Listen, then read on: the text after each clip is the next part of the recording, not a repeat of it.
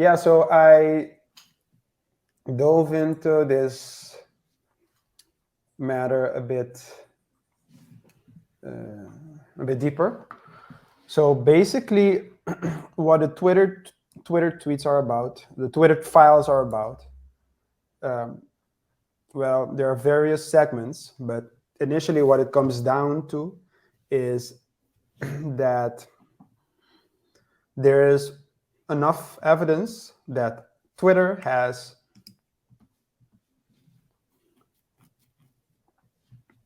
suppressed information. They've already been criticized of trying to control speech, trying to cancel certain opinions, cancel certain people with certain differential opinions from their platform, either canceling, suspending them, or removing them altogether. And this is basically the start. This particular set of these particular set of tweets, and you see them numbered from 1 to 36, I believe, at this moment. Yes. But the first 5 are just introduction, right? It's just to tell you what Twitter. So the introduction to the whole controversy. Tweet number 4, for example, says that Twitter, in its conception, was a brilliant tool for enabling instant mass communication, making a true real-time global conversation possible for the first time. KR, I haven't.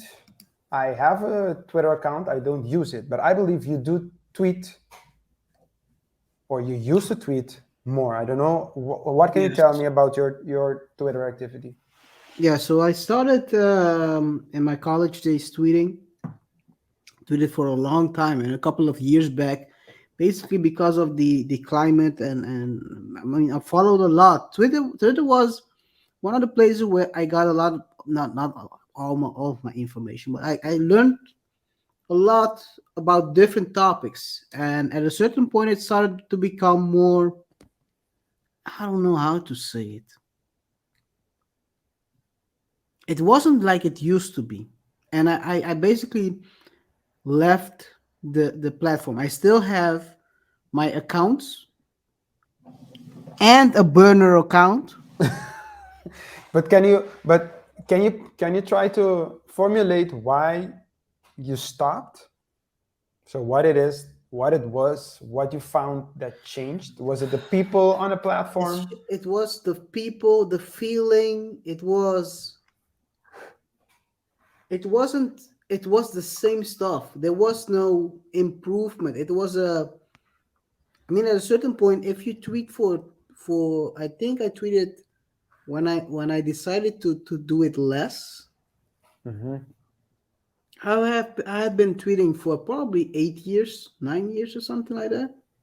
Eight. I might be wrong. No. Probably seven or six. So it was basically there was no develop. It was the same stuff. At a Yeah, certain point, I was getting tired of it, yeah, and I think that was also one of the things why the business of Twitter was not doing that very well the yeah. last few years. Yeah, because with regards to the whole speech, what's the term when you say you limit speech? The Hmm. whole limit speech, Censorship. yeah, the Huh? censorship narrative.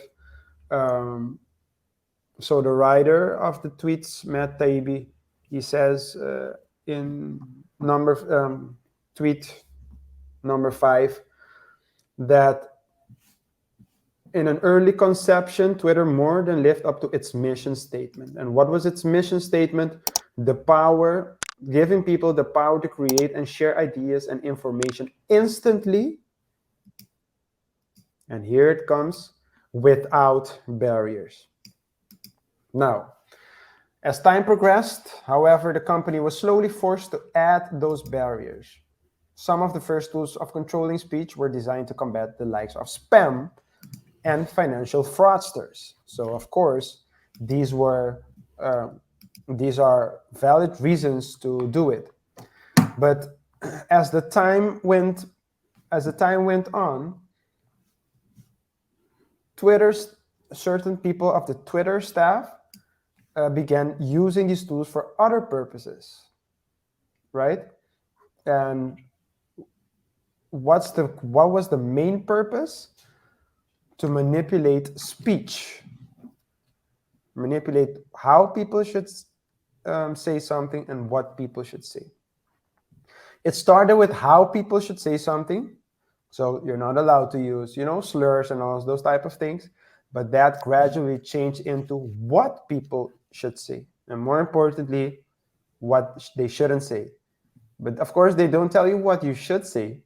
But if they penalize people who say things that they think that you shouldn't say, then of course, what's left is what you should say. Now,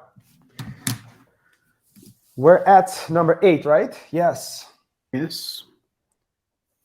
In 2020, it was a routine, it was common practice that tweets were deleted.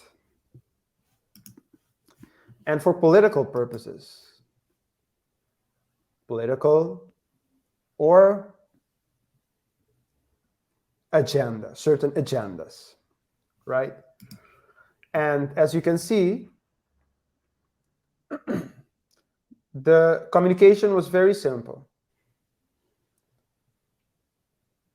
Someone, probably a supervisor, or someone in task with finding tweets that might need to be screened, would suggest certain tweets, and another person would reply with handled or handled these. Basically saying, delete it. Now, it was also common practice that political parties from both sides, so both Republicans and Democrats, would send emails or messages of tweets that they thought would need to be reviewed and or removed.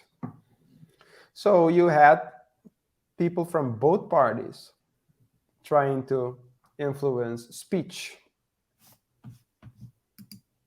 Now, if you go to 11, there it says that although both sides both sides of the political spectrum sent out review and or removal requests, it was mostly the Democratic Party that had power and influence, simply because a majority of the staff members were Democrats.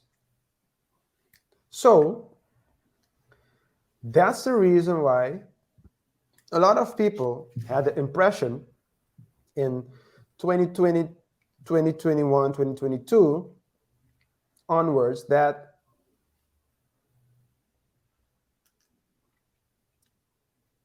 Twitter is actually a left organization. Now, you had, of course, Jack Dorsey, who was the CEO of Twitter. But he actually wasn't in the circle